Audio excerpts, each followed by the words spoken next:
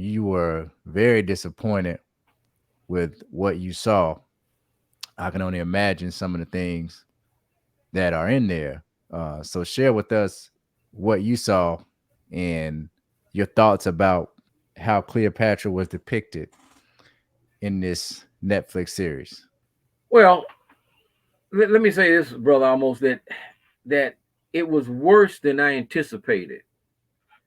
And Mm, I anticipated that it would be bad because from the very beginning, once they released the trailer and they had the comments from the experts, one of the first things I did was to try to review, who some of the experts were. And let's see if I can find it right quick. So Dr. Shelley Haley, this was the lady who said that her mother told her that Cleopatra was black. Uh, it says that her focus is on African history, and she has employed black feminists and critical race approaches to the classics.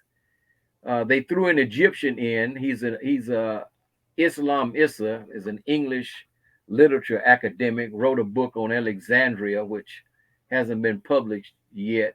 So I don't know, what level of expertise he has.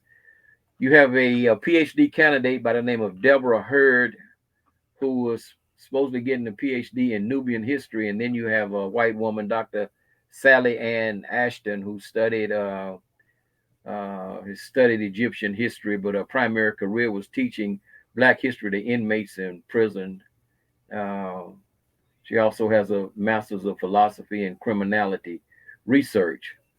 One of the things that kind of I found interesting, particularly about this Haley, is that she's a lady, academic who focuses on, among other things, not only just black feminism, but let me just see if I can read this right here, if I can find it right quick. Okay. Uh, she also leads the preeminent. Okay, so one such expert the next Netflix relied on is Shelley Haley, a professor at Hamilton College who specializes in viewing classics through the lens of Black feminism and critical race theory. She also leads the preeminent organization in the field, the Society for Classical Studies. The Society for Classical Studies has been at the forefront of the history wars, the leftist quest to revise history in line with the mandates of equity. It promotes anti-racist education and queering the past. mm, So this is the lady who I guess that people would consider to be the primary expert on Cleopatra 7. Now, I looked at it from the perspective of people who are focused on the liberation and empowerment of African people. And some of our historians, some quite prominent, have said that Cleopatra was black. Um, None of them, I don't think, have said that she was African, but they've said that she was black.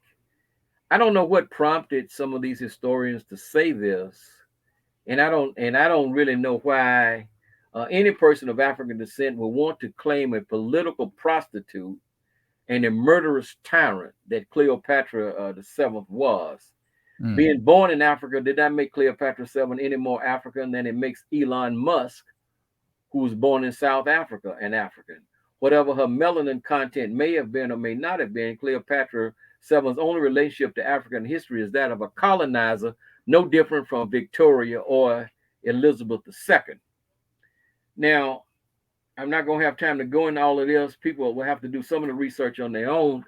But one of the things that came out recently in a New York Times opinion piece was that Cleopatra the Seventh was culturally black, and then they're going to give their definition of this. Now, this is a very strange position to take for someone who was a colonizer, who was actually engaged in the oppression of the indigenous African population uh, of ancient Kemet, of Egypt, between the time of the invasion led by Alexander, the Macedonian Greek, in 332 before the Common Era, to the death of Cleopatra in about 30 before the Common Era, 30 BCE. She was a European in terms of the Asili. I'm using terms here from the great, our great scholar, the brilliant Dr. Marimba Ani Yorugu. She was a European in terms of the Asili. That's the cultural germ seed. That's the core, the ideological core of a culture that produced her, and in terms of the Utamawazo and Utamaroho that guided her colonial politics, including her appropriations of Kemetic culture. A lot of people talk about the fact that she was able to decipher the Meta Nature, that she spoke the language and several other languages. In my opinion, she dressed up like Osset. That, in my opinion, is just cultural appropriations. If the Arabs whose ancestors invaded Egypt in 639 of the Common Era want to claim Cleopatra, they can argue with either the Greeks or with the white owners of Netflix, because in the people in Egypt who have been rebelling against this have identified this group of people they call Afrocentrics. I'm not sure who those people are, uh, but the fact of the matter is, Jada Pinkett Smith was the producer, the wife of Will Smith of the famous Slap. She is his wife, and she is a person of African descent. But Netflix is owned by people of European descent. I've looked through the owners of Netflix, and based as they went down through who owned how much stock. These are white people. So if they want to have an argument about her, those are the people they should be focused on. But instead, it comes across, and this is largely because of Zahi Hawass, who we took apart a couple of weeks ago, largely because of his focus, on complete denial of the African origin of civilization, or any African role in the development of the great uh, civilization that rose in ancient Egypt, which we call Kemet. Netflix having actors of African descent playing various roles makes African people appear as accessories to Cleopatra VII's crimes, which include killing her 15-year-old brother husband, Ptolemy the 14th, and she also arranged for the assassination of her sister, Arsinoe the Fourth, who's played by a Bermudian actress of African descent. So by making all of these characters black, what they were essentially doing, or making the actors and actresses people of African descent, is actually an assault on the defamation. It's part of the historical defamation of the character of African people. It's an assault on who we are, We should as be suing. historical people. Black people should be suing. Black people should be suing. Hmm. And black women more than anyone should be outraged, because, like I said, this lady was a political prostitute. She got impregnated. If she was black, she got impregnated by two white men. The movie shows her, carrying Julius Caesar's, supposedly Julius Caesar's baby. What is anything is positive about that? I mean, it's a complete assault on our character, as far as I'm concerned. When all So of us, go how ahead. long is this series? Is it one? How many episodes is it? Is it It's is it four. It's one four parts. 4 parts? Yeah, It's probably what is it, and an and, hour? and yeah, and each part is presented as a docudrama. So they have these experts, the people that I just mentioned. They have them commenting on various things that she's doing in the process of trying to save uh, Egypt, as a Greek Macedonian Greek colony, during the time when the Roman Empire was expanding. Hmm. Okay, and so I mean, they really were already, virtually under the domination of the Roman Empire already, because they were paying tributes, to Rome. They were paying taxes to Rome at the time. But her whole thrust was to try to save the colony, that she reigned over. And so what happened was that um, her schemes blew up. First of all, Julius Caesar got assassinated, and then one of his leading generals, she became involved in affairs with Mark Antony and had children by him also, in another attempt to save her colony. When all of her schemes blow up, rather than face the Roman army of Octavian, Cleopatra VII commits suicide. What is Cleopatra's message? Give up? I mean, so that's what she does. She commits suicide. Contrast Cleopatra VII to Amanirenas, a real African queen of Kush. Amanirenas led the Kushite army onto the battlefield against the Romans, eventually forcing Octavian, then known as Caesar Augustus, to sign a peace treaty with Kush. The lesson of Amanirenas is never give up. This is the real history of African people. Okay, so I just put that in for that contrast, because what is the message here? That they are using these the lead, the black actress, the lead of mixed race or whatever, this British lady, Adele James. What is the message they're sending? That when things get too difficult, we don't go on the battlefield and fight. We commit suicide. Okay. Netflix and Jada Pinkett Smith have produced a series that is an assault on the character of black women in particular, and African people in general. Black women should be more outraged than anyone. And the sisters should be totally up in arms about this. So that was my take on it. I mean, it was, and so what I've been doing, I've been going everywhere I could find a comment on social media to take down these people who are trying to make it look like this is something that black people are doing. This Jada Pinkett Smith is part of the celebrity distraction class. She is an elitist. These people live in an alternate universe of hedonism and the constant pursuit of self-enrichment. Right? They are estranged, essentially, from the masses of African people, who are, suffering, in communities all across this country.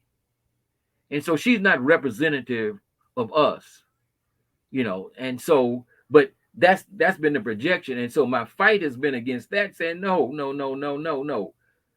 There's absolutely nothing positive in this for African people. Absolutely nothing positive. And I can't see why any person of African descent will want to claim, such a despicable human being as Cleopatra VII. Well, you said a lot there, and I want to respond to a couple of points that you made. The first in being where the idea came from that Cleopatra was black. And we know that Jolie Rogers primarily responsible for popularizing this in his book, World's Great Men of Color, where he tried to say that Cleopatra was the daughter of a black African concubine or slave. Now, Dr. Clark also wrote, in his collection of essays, African Warrior Queens, about Cleopatra, and asserted that she um, was had some African blood. But when you go back and you look at the actual evidence, not just at what people wrote, look at the evidence. There's no hard evidence to say that Cleopatra was black. The only evidence people can really pull from is the fact that she spoke the language Medu Neter. That's the only evidence that they can pull from. Nobody really knows for certain whether Cleopatra's mother was Cleopatra V, or if she was some Egyptian concubine that some people would like to say. That's not been proven anywhere. What we do know is that her father was Ptolemy the 12th. And when we look at the line of the Ptolemaic Dynasty, they practice a lot of incest. Mm-hmm.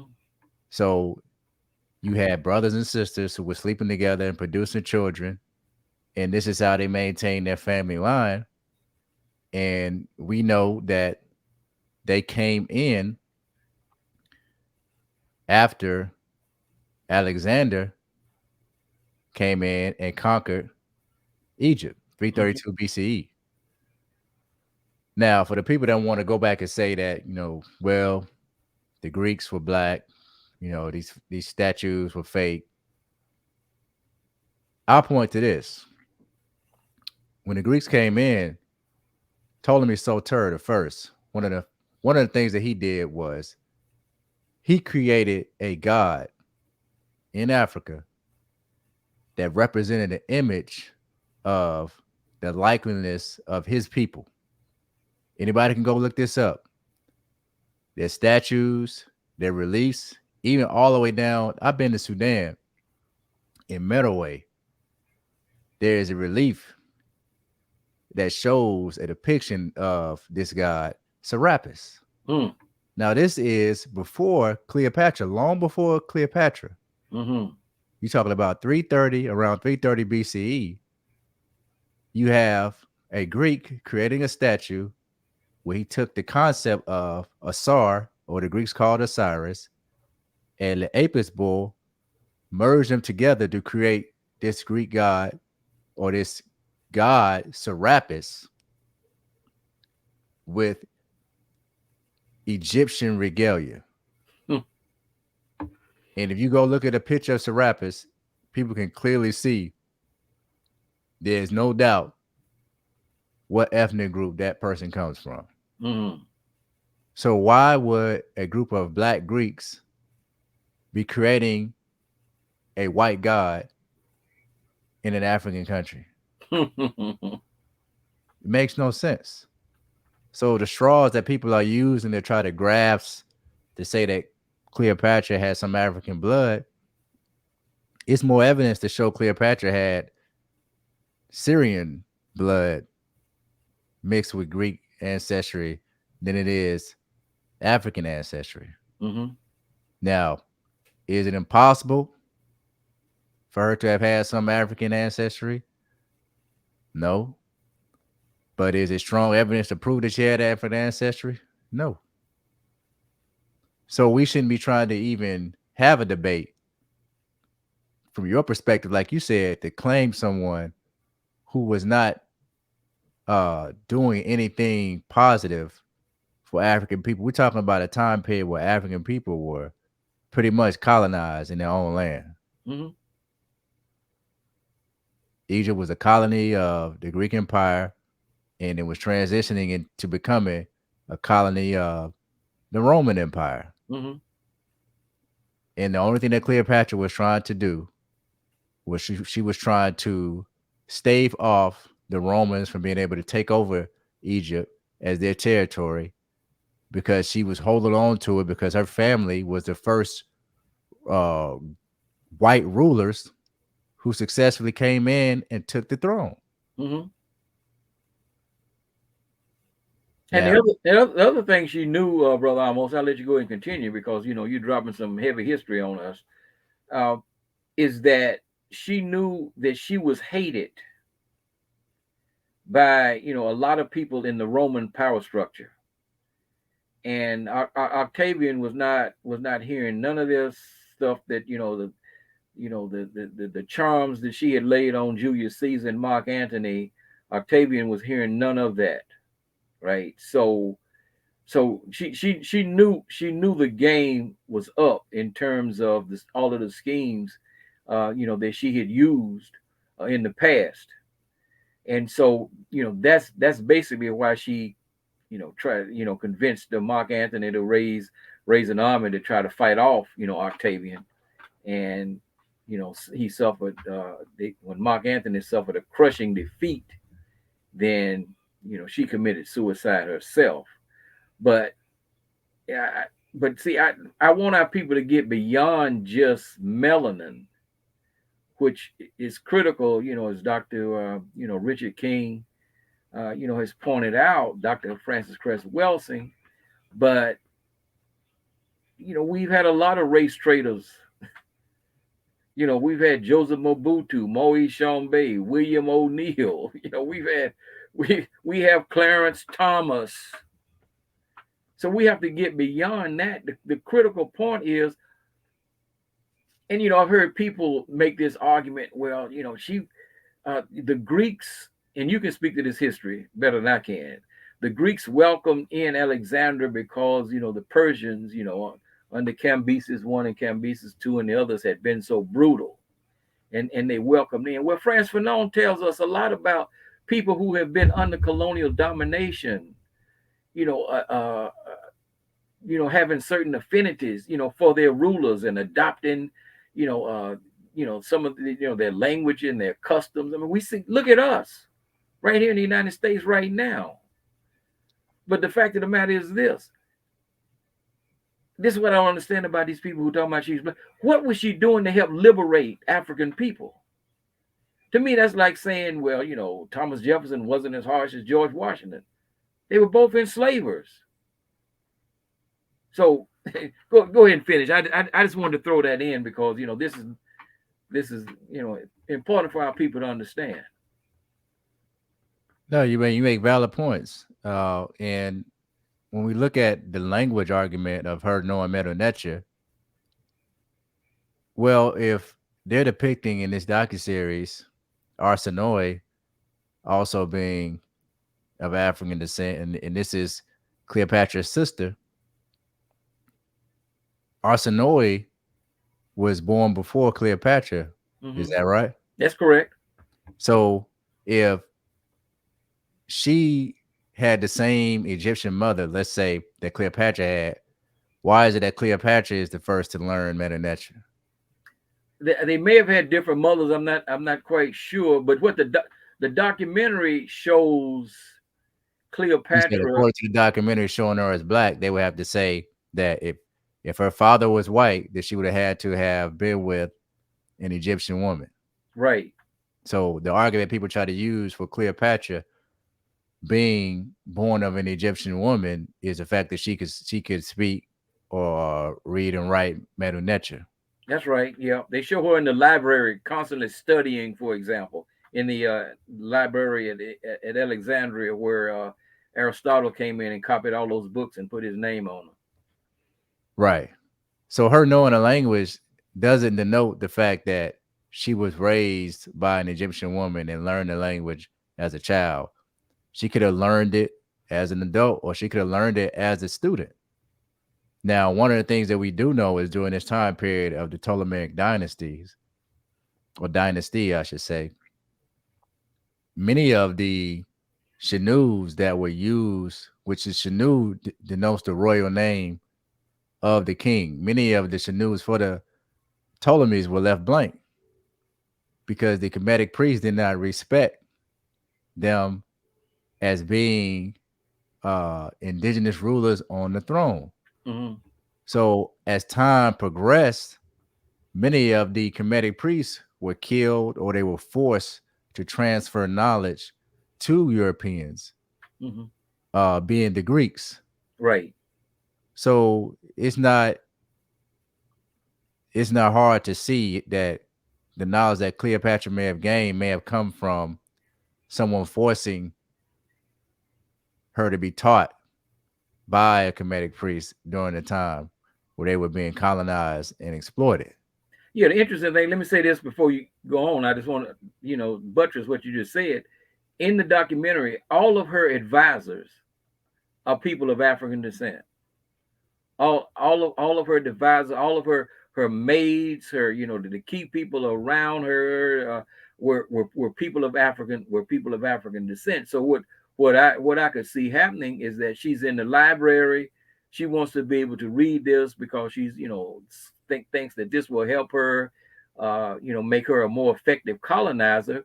And having some African sabar, a priest, or whoever forcing them to teach her. I could see that. I could see that.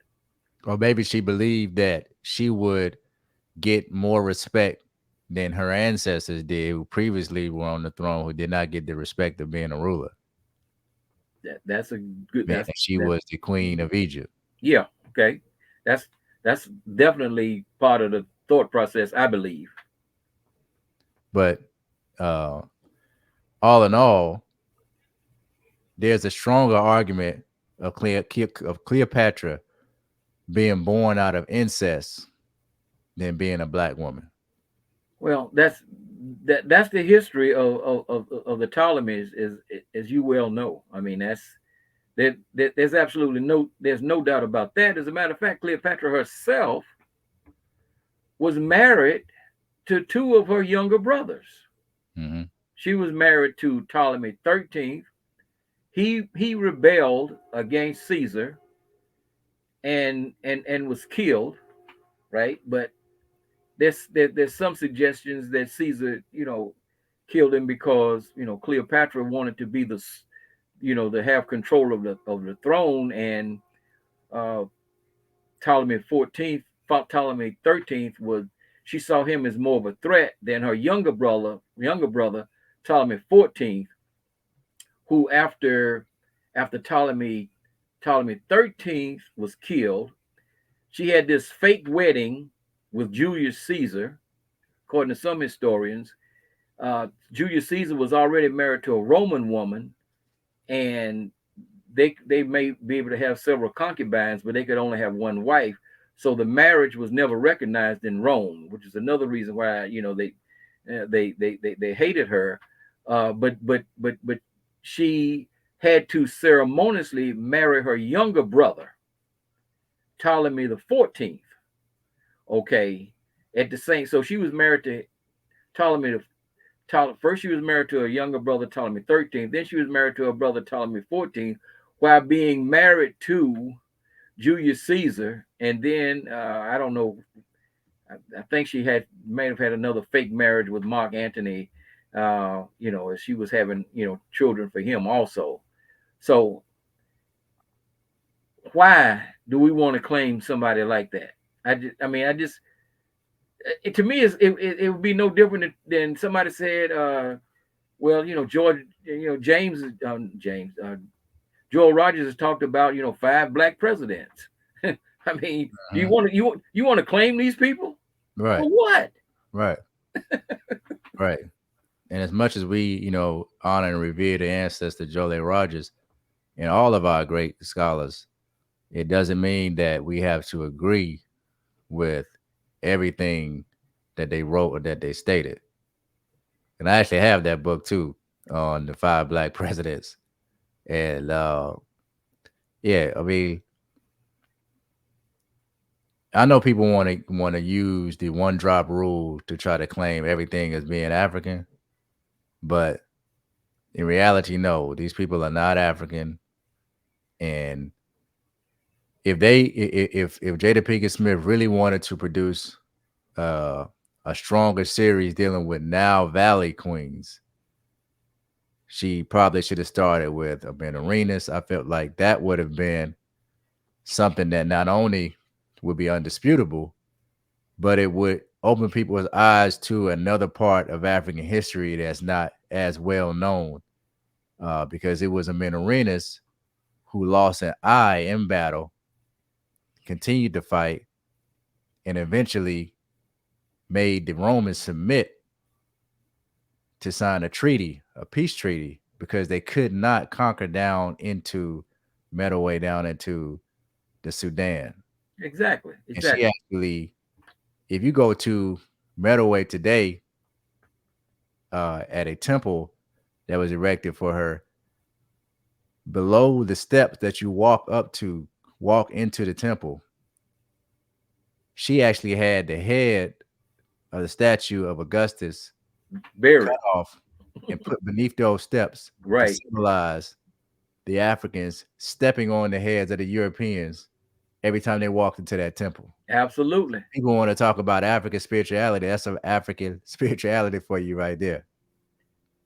Yeah, and that's why your point is, we got to get beyond this one drop rule or whatever rule we're using. That is not the standard. The standard is who has stood up and fought for the liberation and empowerment of African people. That's that's the standard. That's the standard, because you know we got a chock full of race traitors.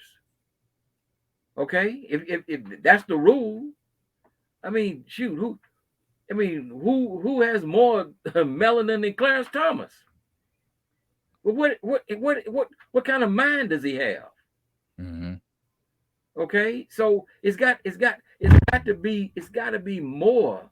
It's got to be more than we just can't. Oh, she was black. I heard it. This another well known, well respected, good brother speaking on the program. Why are y'all saying this?